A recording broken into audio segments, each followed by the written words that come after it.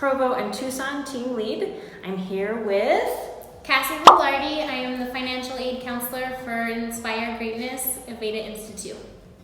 We'd like to talk to you today about completing your FAFSA, and we want to first start by welcoming you to our tribe. We really hope that your journey through their FAFSA and enrollment is easy and simple for you. So right now, we're going to go over some frequently asked questions about completing your FAFSA application. The number one question is, where do I go? And that would be fafsa.ed.gov. Make sure that you're going to fafsa.ed.gov in order to complete it free. Now, let's go on to some more questions that students might have. What is the number one thing that you hear, Cassie, when you're dealing with students on completing a FAFSA form? Parents are going to be mandatory for your FAFSA if you are under the age of 24. Unless you are under the age of 24 and are married and are completely supporting your children on your own if you have children. That would be probably the number one question. And some people don't realize that the reason for that is the Department of Education does think that parents are responsible for their children to complete through a bachelor's degree, so that's why they set the mandatory age of 24. Just a little fun fact. So when you're opening the FAFSA and you're completing the age year that you need funding from, what's required in order to start your FAFSA application? I know they need to get their FSA ID username and password. Can you share a little bit about that? Yes, so you are going to be creating a login and a password, which you will also be using for your FAFSA, but you will also need it to complete the Master Promissory and entrance counseling. So your ID will be very important for your financial aid process.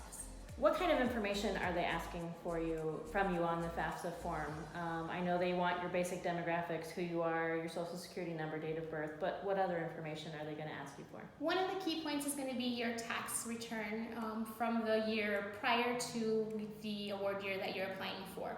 So for example, if you're applying for the 1920 FAFSA, you will be using your 2017 taxes. The best part is that we do have a data retrieval tool. If you are able to link into that, that will be the best way to get your taxes put into your FAFSA.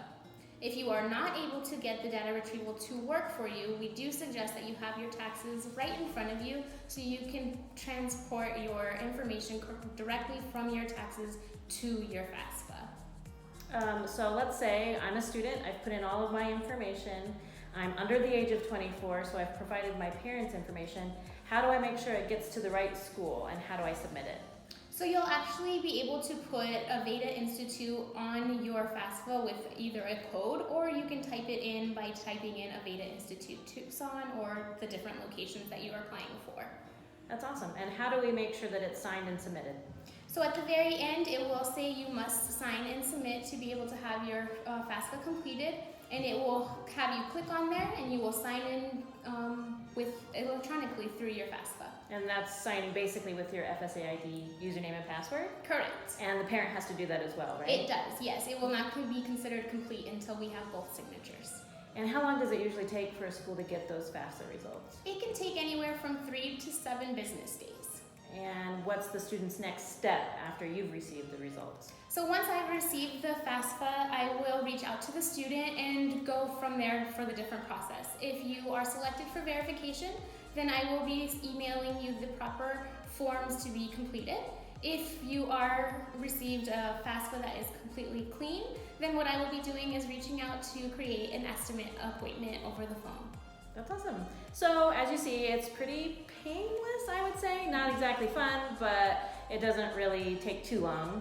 Another great thing is with the 1920 FAFSA, we can now do it on a mobile app on your phone.